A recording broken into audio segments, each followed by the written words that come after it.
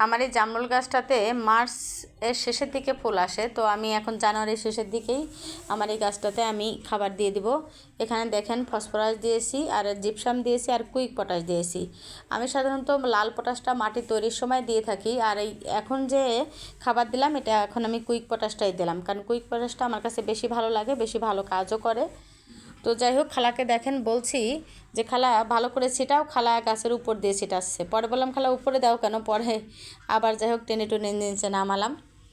তো আমি ভিডিও ধরছি বলে খালাকেই দিতে বলছি। আমি সবসময় আমার গাছের পরিচর্যা আমি নিজ হাতেই করি, নিজ হাতে করতেই আমার বেশি ভালো লাগে। তো এই যে দেখেন আমি এই 3 ধরনের সার দিয়ে দিলাম, তবে যখন ফুল চলে আসবে তখন কিন্তু আমি আবার একটু জিঙ্ক আর একটু ব্রোন দিয়ে দেবো। ব্রোনটা আমি এখন দিলাম না।